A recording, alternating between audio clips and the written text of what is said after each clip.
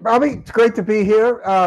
Let me just introduce. I'm Stuart Stevens and Bobby Jones, who retired Naval Commander Bobby Jones, Naval Academy graduate. Um, the last class to graduate from the Naval Academy before the Great War on Terror. Right, you were Hmm. 2021 graduate. Um, most 2001. Yep. famous, most famously, when you were graduating, you bear hugged George Bush, which I'm Yeah. still studied in Secret Service protection classes as a case study of what do you do when you're at some military academy and some lunatic graduate who's like 6'10" and weighs 320 ends up grabbing the president of the United States. Should you involve lethal force or just tase him? Um, but it's great to have you here. The last time we talked, in many ways, you were foreshadowing what was going to happen, um, Hmm. and what would I think it maybe happened a little quicker than you might have predicted, or I was predicting certainly.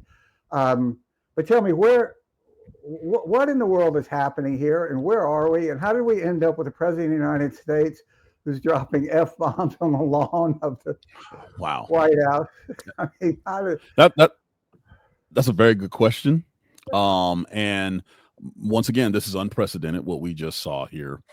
So what in his mind he thought was a triumphant mission went yeah, sideways as far as the assessment of what happened and then the aftermath. And then when he tried to correct the aftermath, that failed as well. So, what do I mean? Last time we talked, you asked for my predictions on what was going to probably yep, happen. And I said there's going to be a joint strike eventually because all yep, the forces moving into place said so. And the biggest question that I had after making that prediction, and I said it, is like, what next? What will the next day look like? And it is obvious that the White House either underestimated the weight of that question or they did not execute a plan to be able to control the answer that they got. Meaning, we made the strike. We knew Iran was going to retaliate. Iran retaliated more for domestic self-preservation, in my opinion, than yep. actual tactical destruction. They fired at Al Udeid Air Force Base in Qatar, right outside of Doha, which has by far the most air defense fortification in the region because it's the largest air base we have as Americans there. And they knocked down everything. And by the way, the Iranians told the United States and the Qataris that they were shooting, giving us plenty of chances to knock it down. And we knocked down every missile except for one, and that one was Yeah, errant and that seemed very polite of them. very polite, because the audience was By the within the way, what borders it of could Iran. be. Yeah, Yeah, yeah. So that being said, you know, all the talking heads, the diplomats, the pundits, everybody was like, well, yeah, this is for them to save face, and now we'll have a nice coordinated ceasefire. Well, Trump triumphantly on social media, and again, the fact that we're still doing this official declaration on social media thing is ridiculous. But he said, hey, there is a ceasefire that's been agreed to. Now you run into the problem of doing this stuff on social media. Iran had no idea that that was being said. As a matter of fact, Iran did not talk to the United States at all. Why? I don't know, because you just bombed the crap out of their country. Why would they talk to you right now? So they were talking to the Qataris, right? The Qataris were doing the legwork, being the in between, the go between Israel, United States, and Iran. And they were the ones that helped broker something, but it wasn't signed off officially because the paperwork and all of that had not happened.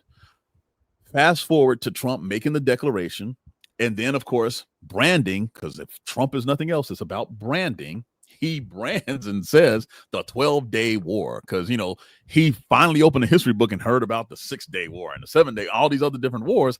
Let's throw a name on there. And it was Trump sealed and approved. Welp, the problem is he listed out what he wanted for a ceasefire, put all these complicated timelines in there because Israel still had targets they wanted to hit. And naturally, it spilled over into the time where the ceasefire was supposed to take place, and both countries are still shooting each other. And the reports came out, ironically, on social media, and then in official news media channels that they're still fighting. And it made Trump mhm. look incompetent as hell. because of the bravado that he announced it with. And he had the nerve to tell one of the White House press pools, hey, this ceasefire is going to last forever. It didn't last 2.5 hours. And there it is right there. He had to come back out and tell Israel to stop dropping bombs like they were some teenager that came late from curfew. I mean, it was ridiculous. And so now we're starting to put together the behind the scenes. This led to a confrontational communication between Netanyahu and Trump that spilled over into right before he left for the NATO summit. And I'm sure we have the video. Let's roll this so people understand what he said on the White House lawn on his way to Marine One to leave to go to NATO. Do we have it? Hold on. Yep. Here we go. Hold on. Yeah, I do. They violated it, but Israel violated it too. Israel, as soon as we made the deal, they came out and they dropped a load of bombs, the likes of which I've never seen before. The biggest load that we've seen. I'm not happy with Israel. You know, when I say, okay, now you have 12 hours, you don't go out in the first hour and just drop everything you have on them. So I'm not happy with them. I'm not happy with Iran either. But I'm really unhappy if Israel's going out this morning because of one rocket that didn't land, that was shot, perhaps by mistake, that didn't land. I'm not happy about that. You know what? We basically have two countries that have been fighting so long and so hard that they don't know what the fuck they're doing. Do you understand that?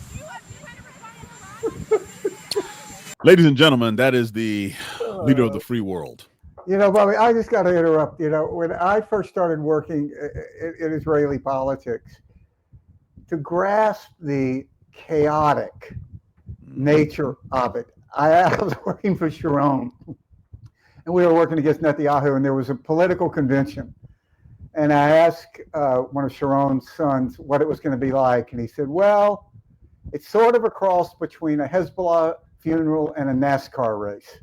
Mm-hmm. And that's exactly what it proved to be. I mean, wow. And it is the most chaotic, Mm-hmm. you know, the nature of a parliamentary system. Netanyahu, in a straight up election, maybe could get 25%. Right. You're trying to negotiate with a country where, you know, nobody knows who's in charge. If the supreme leader is still supreme. Right. Right.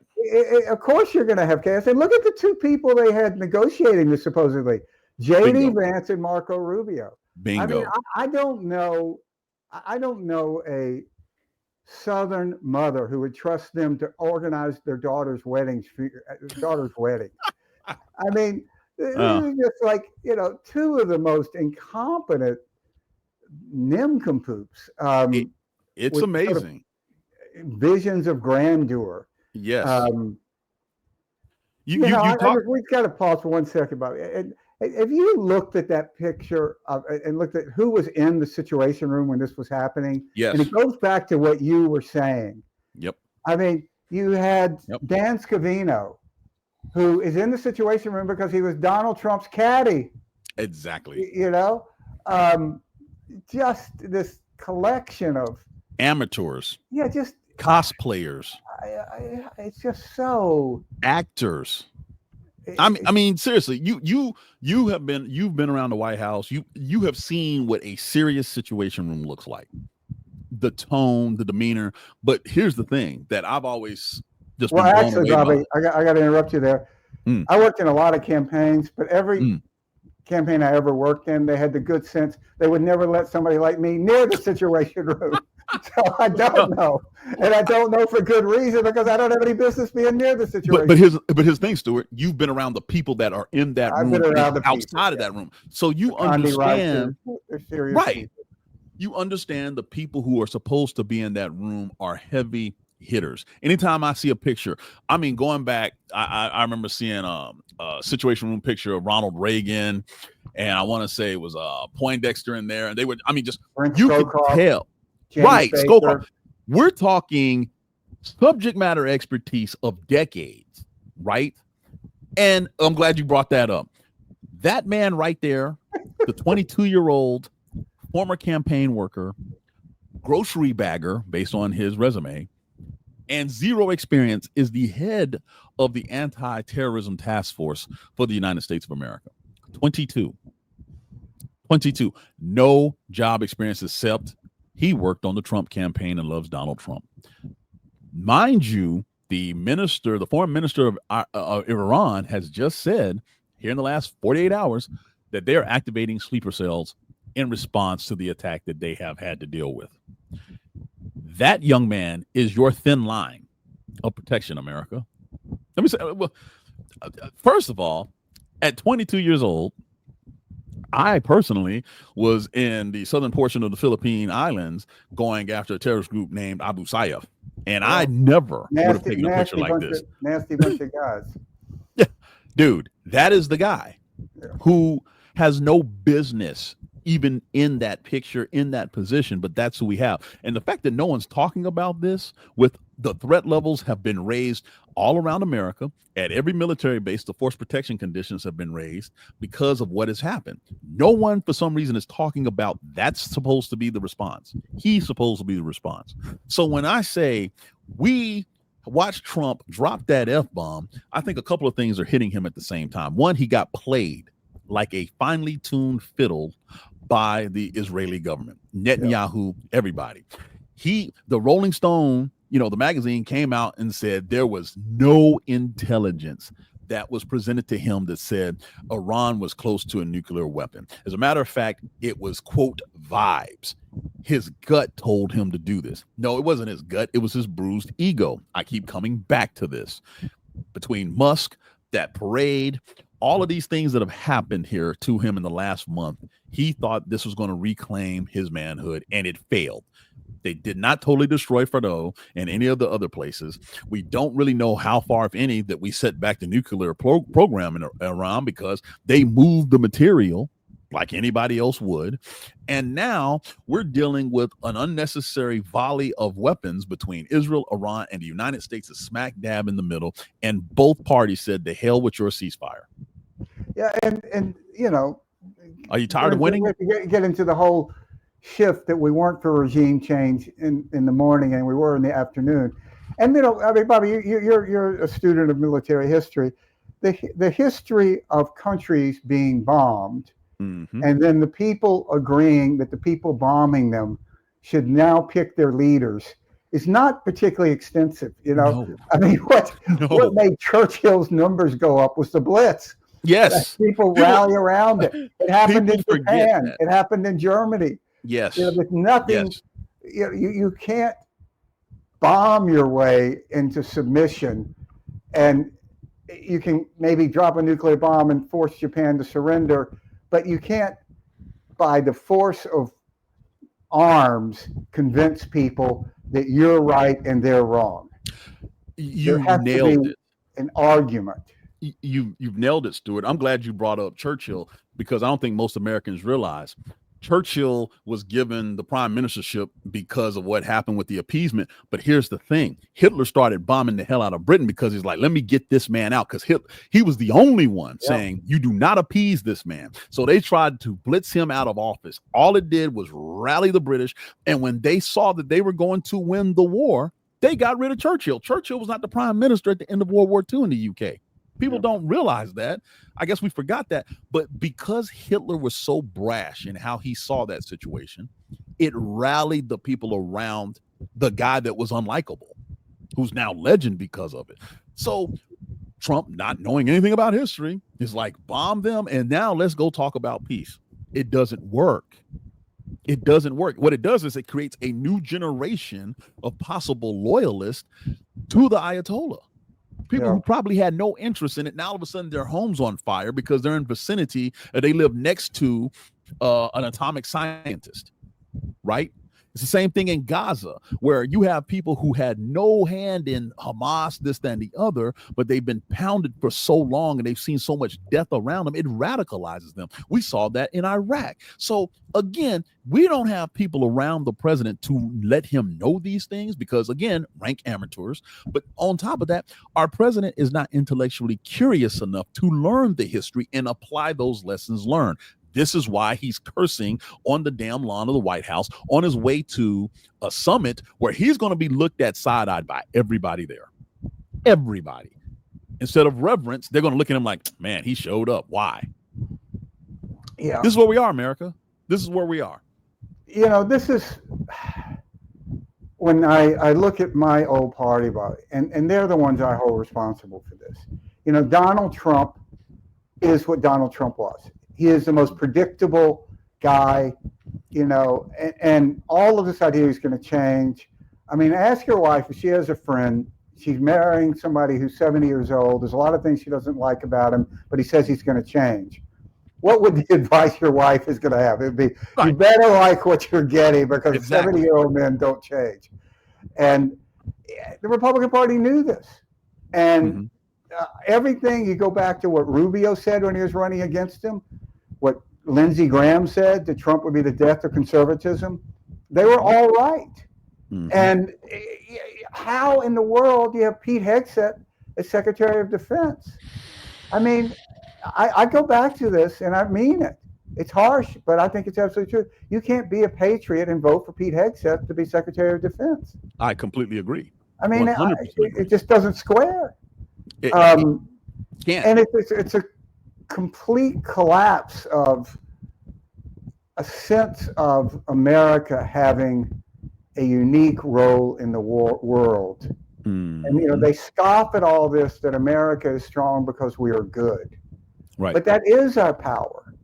I mean, what created the greatest boom of post-World War II, the Pax Americana?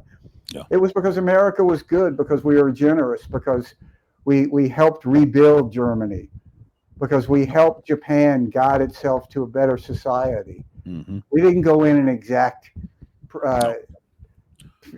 tribute from them. You know, it was Colin Powell said that the only thing we asked from Europe was the places to bury our dead. Right. And that sense of bigness, of there's something about America that inspires you. We're deeply flawed. We have ugliness, but in these moments, the best of our country, what we aspire to, can rise. It's just completely lost in this. I agree, Stuart. And when you have leadership, in particular, a leader that only knows how to exist in a transactional nature. That's exactly right. It's all transactional. Transactional nature. And you put them in charge of a society that is supposed to be aspirational. Yes. The two do not mix. And we're seeing that. And in his mind, to be completely honest, if you just look at the way he governs, he does not understand the pushback that he's getting from these various sectors of the American populace that he didn't see coming. People that even voted for him are now pissed with him because he does not understand that there is a currency that the American people have, that they have amongst each other, that the world understands that they have, that has nothing to do with any type of intrinsic monetary value. Yeah. He doesn't understand that. He literally doesn't understand that. When he made the statement about the suckers and losers that are buried in France, right? I thought to myself, it's a Rubicon that cannot be crossed again. He can't, he fundamentally at that age, even the weight of the office. See, I think some people thought the weight of the office, and Barack Obama even said it, the weight of the office was going to have him change his perspective. That's what McConnell said.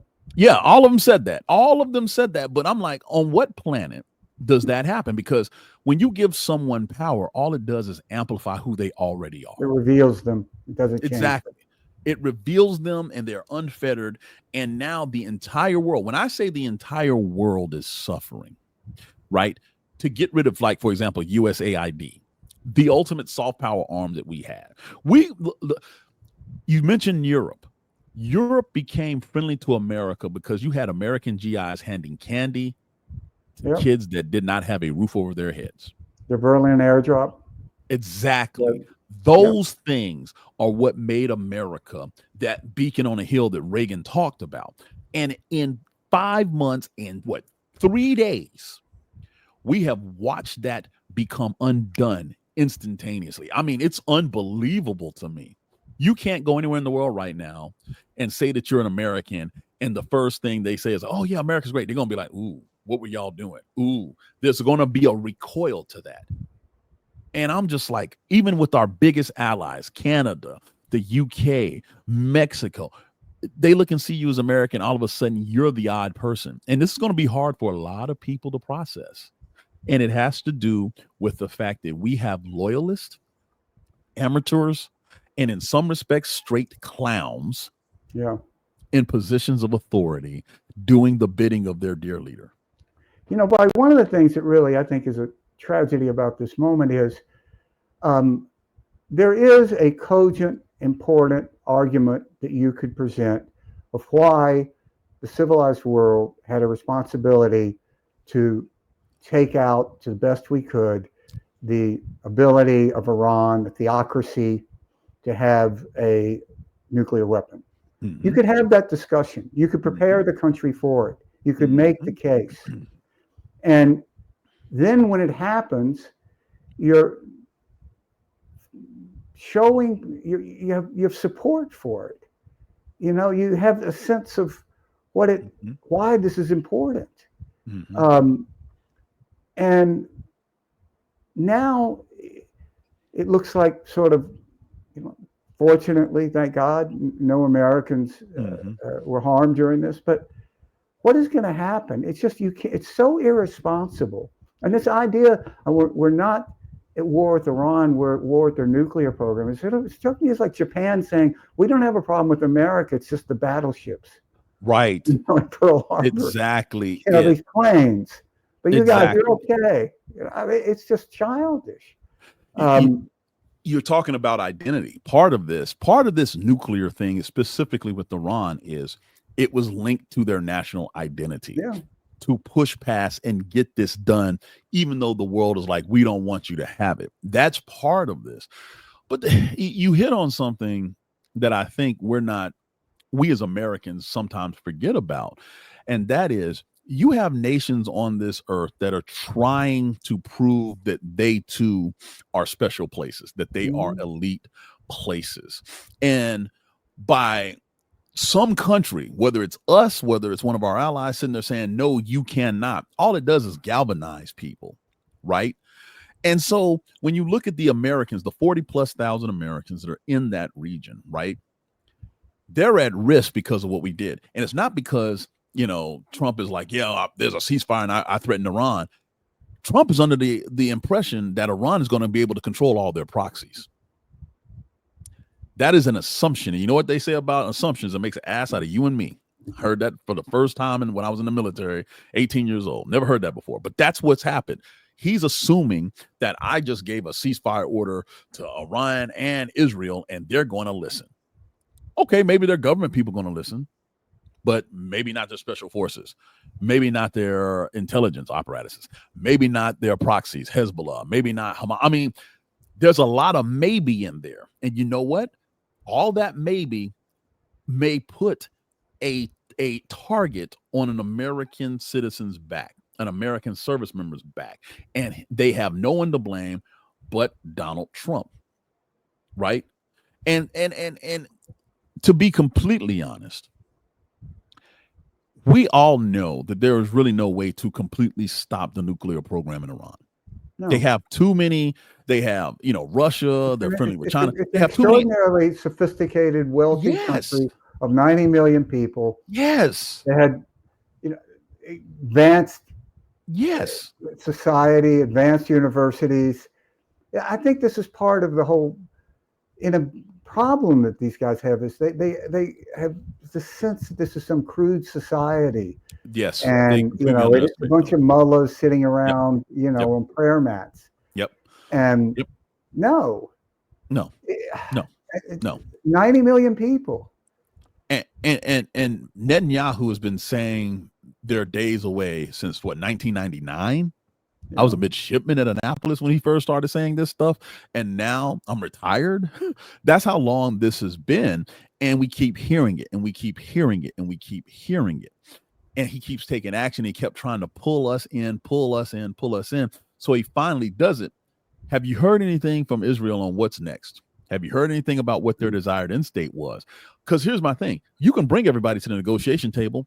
What are their goals? What are they negotiating for? No one has said this. Going back to what you said about laying out that argument, I'm still waiting on the Oval Office address where they lay out, this is what's happening. This is why we did what we did. Here's what we're going to do moving forward. I need us as a nation to be unified on this because this involves all of us, or it involves the entire world. Having that dramatic moment that recalibrates everybody could not just appease people, but now guess what? Congress can be like, okay, we now understand what he's saying. Okay, how do we make it legal if that's what we want to do for him to execute that? Because we're still dealing with the legality of the actions that were taken. The United States of America preemptively struck another nation, and no one in Congress apparently knew about it until after the fact. Yeah.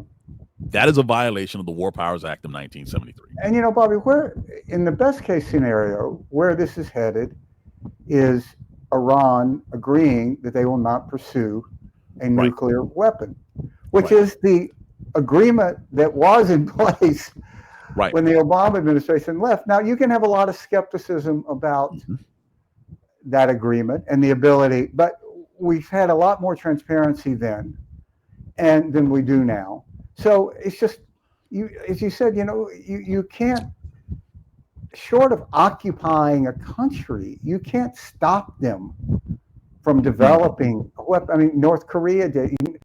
The path to beginning this and ending up with a nuclear weapon usually is 4 to 5 years. The Iranians have been working on this for 25 years, which does prove, if nothing else, that they have not decided to have a weapon, because they could have a weapon if they wanted to. But I mean, I still think, if the president went up there and said, look, why does this program exist? They've enriched uranium to 60% for the use of power, nuclear reactors. That's 5% enrichment. This is an unstable government. You have a supreme leader who's 86 years old. You have radical elements within under him that you can't be trusted. I mean, you could lay this out. I think one of the things that really strikes me here, Bobby, is there was a gleefulness about this from the White House and from Donald Trump, and a sort of chest pounding, high fiving, instead of the solemnity of going to war. And this is the last result. And it's I call it a war bros mentality. War bros. Really yeah, way to go, bro. Yeah, we did a bunch this. of people that never have been where you have been. Right. And what I guess bothers me the most about that mentality is what you said earlier about, okay, they negotiate after all of that, and we're right back to where we started from. But what President Trump has become a master of doing throughout his entire career, both politically and private, is he is the ultimate regifter. What do I mean by that? He will get everybody in the negotiation table and have the same agreement Barack Obama had, but he'll rename it. It's not JCPOA anymore. It's the Trump whatever, blah, blah. Same thing, different flavor of wrapping paper, but it's the same thing. NAFTA, that's what he did with NAFTA, USMCA. It's the same damn bill, basically, but he regifted it, because when you don't have any talent to actually manufacture new ideas, you reuse ones that have been previously successful and you repackage it. That goes all the way back to when he was selling Trump steaks. That's what he does. Let's just pause for a second and think. There is a war. A dictatorship has attacked the largest European country and is engaged in a war of genocide. And if nothing else, what we've seen in the last week is the power of the United States. And if that had been applied to end the war in Iraq, in Ukraine, how many hundreds of thousands, millions of casualties would have been spared? the technological superiority we demonstrated. And I'm glad you brought that up, Stuart, because I had that thought maybe the next day because I saw a report on Ukraine. I'm like, man, what if we came in with those B-2 bombers and just dropped all on the Russia growlers and drone system? jamming. I mean, just kill. This thing would be over so quickly. But what's interesting is political will is supposed to be dictated by the people, right? When you look at our history, how Roosevelt, couldn't go to war in World War II because the isolationist mentality was there until Pearl Harbor, right? But nowhere, and I mean nowhere, that I see a poll that said I'm willing to commit American forces to the war between Israel and Iran. Now, you have plenty of people said I don't want Iran to get a nuclear weapon, and that is more than logical. That is rational thought. But the methodology of how to accomplish it, that was the debate, which is why half of MAGA right now is losing their minds. Because what if something would have went wrong? What if one of those bombers had been hit? What if one had a malfunction? All this stuff, the what if. And here's the thing. What's to stop this from happening again? Yeah. What's to stop it from happening again? If Netanyahu says we're almost there, we need this, that, and the other, you guys will be the victors of this war. If you come in at the last second, you've got the carrier strike groups to continue these bombing missions. We need your help. And he says the right thing to Trump. And the next thing you know, we got feet dry of F-18s over Iranian airspace, now being subjected to surface-to-air missiles. Yeah. These are questions that no one has an answer for. You made the point that going to war without knowing how you win that war and when you've won that war is an extraordinarily dangerous process. Because how do you know when you've won? I mean, I was thinking about this, what was the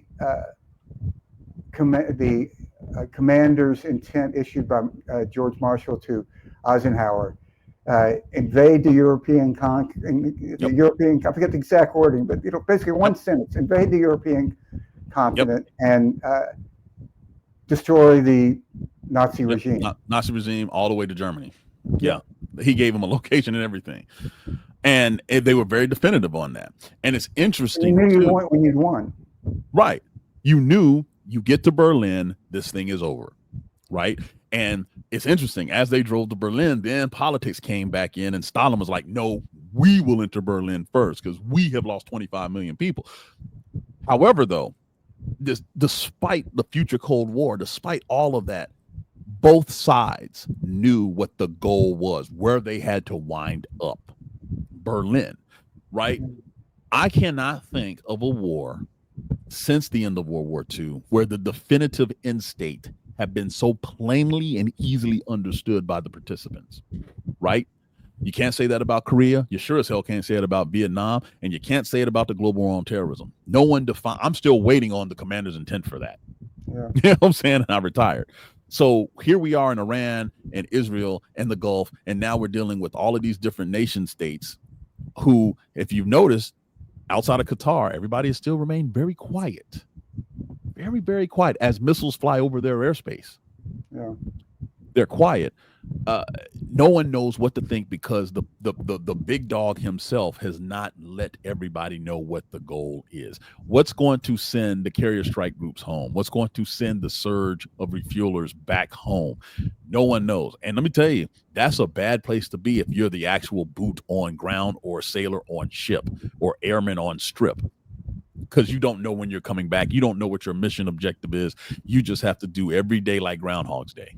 And it sucks. Yeah, and the most likely scenario is Iran will drift or shift from being a theocracy to a military dictatorship run by the Revolutionary Guard. I mean, it's a very difficult thing to grasp, but to a certain degree, the theocracy element of Iran's power structure was a limiting force to the Revolutionary Guard and what they wanted to do. You're absolutely right. I mean, I think they're both, evil as fuck. And I don't know what sane person wouldn't be for regime change in Iran to something better any more than, like, are we going to debate should we have regime change in North Korea? No. Right. But how are you going to accomplish it? Right. And No one I can don't tell know. you what that looks like, Stuart. And you know, that whole phrase of dealing with the devil you know, vice dealing with the devil you don't. No one can tell me and you or anybody of the American public what does regime change look like in Iran. Yeah. What does it look like? I don't know. We haven't seen it since 79. But most importantly, if you remove the group that you've been dealing with, chances are someone more radical is going to rise to that occasion. Statistically speaking, historically speaking, unless you, like you said, occupy the country. You know, I was a UN peacekeeper in Liberia. The reason they sent a force of 17,000 was to ensure that rebels did not rise up and take over the country again. Yeah. Are we willing to send 17,000 to a country of 90 million to ensure that, or whatever number that is? I mean, just do, if you do the numbers, it doesn't work. 3 times the size of Texas, we're going to send 17,000. I mean, and you know, just to go back to this and sort of tie this up, the tragedy of the abandonment of soft power. Yes. Is, I mean, you know, I was in the Congo a lot back in the day, and I saw it was a time when there were estimates of up to 50,000 former child soldiers in the capital of Kinshasa. And what USAID was able to do is offer these children a path to a better life through USAID. And it was a counter to radical terrorist groups who were offering them a path to a different life. Yes. And you could see it literally play out on street corners. Yes. You would have USAID, and then you would have some element, basically, of something that would radical group that ultimately would become part of Al Qaeda. Yes. And it made America safer. It had nothing. Forget the good of it. Forget the decency of it. It made America safer. And just to abandon that. Let me tell you something. That box, you know, USAID famously had, you know, brown boxes with the label USAID on it. Let me tell y'all something right now, for those who don't know. That box was America to a ton of people. Yeah. A ton of people. And in that box, it may be food or bandages or something of immense value, but it just happened to be scarce in that part of the world. And as someone who got to carry those boxes a lot, whether it was on ground, whether it was on a ship, this, that, and the other, it is the number one influencer America had. And the first thing this man did was go in there and gut it. He thinks might makes right, but kindness will perpetually keep doors open. It will keep doors open. It'll keep ears open. But most importantly, showing the empathy of the United States is the greatest export we have ever made. And he doesn't understand that. It just goes to, you know, he and now the Republican Party has no sense of what it is to be an American. And they see America as a place on the map with a flag. Right. And J.D. Vance is very direct about it. He goes, you know, America's not an idea. Which another whole discussion. I don't understand how J.D. Vance can say this when he's married to an anchor baby. Without the 14th Amendment, his wife wouldn't be legal. His kids wouldn't be legal. They'd be up for deported. We got to have a whole episode on J.D. Vance and break him down. All right, brother. Listen, let's let it go at that. I'm sure we'll be back soon. It is a very strange and perplexing and difficult time. And in the backdrop of all of this, we have mass thugs kidnapping people off the streets of America. And I think one of the more grotesque examples is if we had legalized the Ku Klux Klan. Yes, that's a very good way of putting it. Yes. You know? Yes. But thank you, Bobby, and thank you for everything you've done and everything you're doing. And everybody should make sure on Tuesdays at noon, come here, catch Bobby's Anchor Watch streaming show is something I never miss. You can't get enough of Bobby in your life and his perspective. My wife would beg to differ. He has a really unique perspective that most of us don't have. I mean, graduating from the Naval Academy in 21 and then entering the War of Terror. I mean, that is just a unique perspective that 2001. It is so critical to processing what we have now. All right, buddy. Thank you. And thank you, guys. Everybody subscribe if you can. Subscribe to support us here.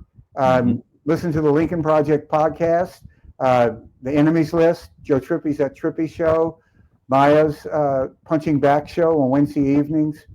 You know, we complain a lot about disinformation, how for a lot of reasons, the media that we had a lot of faith in has sort of failed this moment, grappling with how to tell both sides of a lie. And there's no silver knight here. There's no billionaire that's going to save us. We really just have to save ourselves and do it piece by piece. Yep. So thank you to everybody who's supporting us. Try to get 10 other people to support us, and we'll see you soon. Thank you, guys. Thank you, Stuart.